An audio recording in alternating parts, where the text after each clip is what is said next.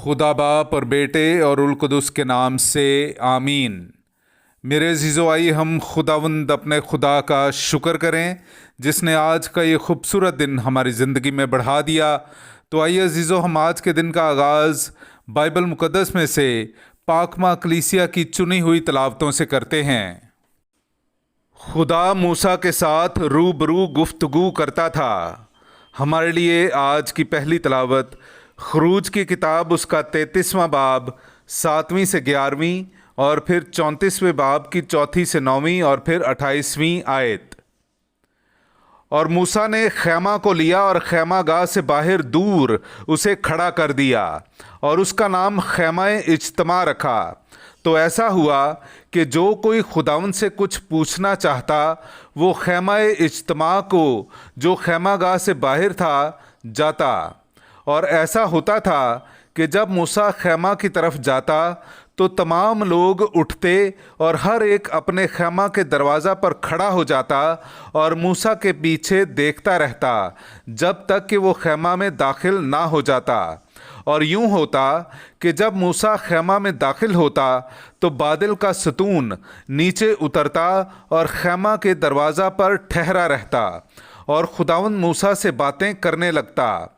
और यूं होता था कि जब तमाम लोग बादल का सतून खैमा के दरवाज़ा पर ठहरा हुआ देखते तो सब उठकर अपने अपने खैमा के दरवाज़ा पर सजदा करते थे।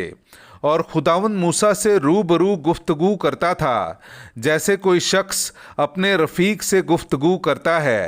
और जब वो खैमा गाह में लौट आता था उसका खादिम यूशा बिन नून खैमा से जुदा ना होता था।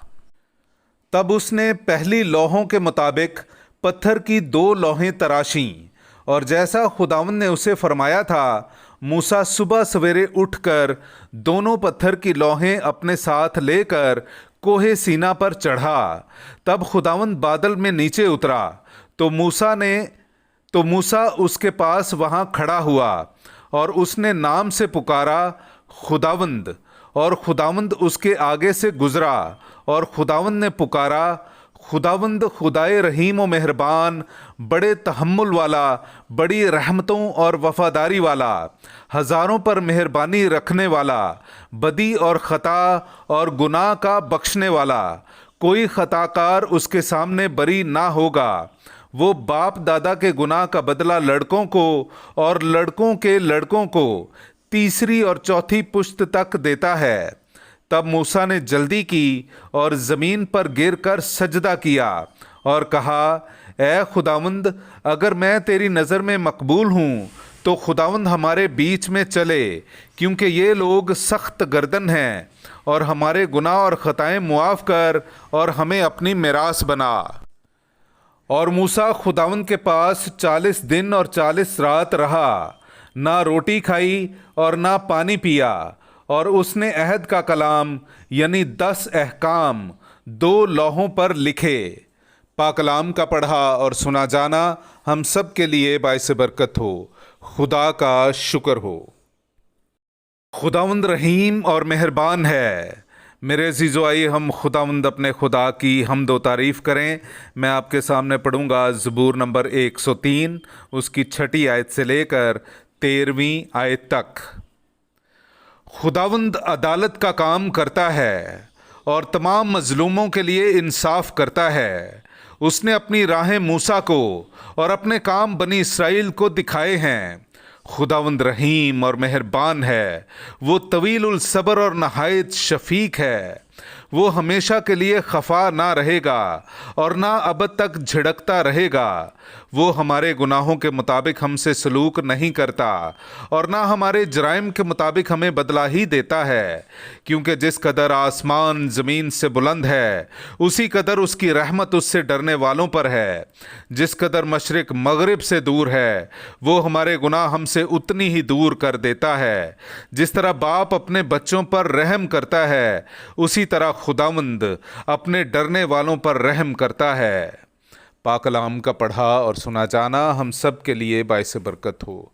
खुदा का शुक्र हो। हालेलुया।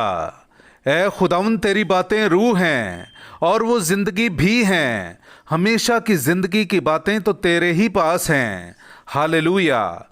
मेरे अज़ीज़ो, आइए हम आज का इंजीली इक़्तिबास सुनते हैं। इंजील मुक़द्दस बाब मुताबिक मुक़द्दस मत्ती उसका 13वां बाब 36वीं आयत से लेकर 43वीं आयत तक। तब वो हुजूम को छोड़कर घर में गया और उसके शागिर्दों ने उसके पास आकर कहा कि खेत के जवान की तमसील हमें समझा। तो उसने जवाब में कहा कि अच्छे बीज का बोने वाला इब्ने इंसान है और खेत दुनिया है, और अच्छा बीज बादशाही के फर्जंद हैं और जवान बदी के फर्जंद हैं, और वो दुश्मन जिसने उसे बोया वो शैतान है, और कटाई का वक्त दुनिया का आखिर है और काटने वाले फरिश्ते हैं। पस जिस तरह जवान जमा किया जाता और आग में जलाया जाता है, ऐसा ही दुनिया के आखिर में होगा।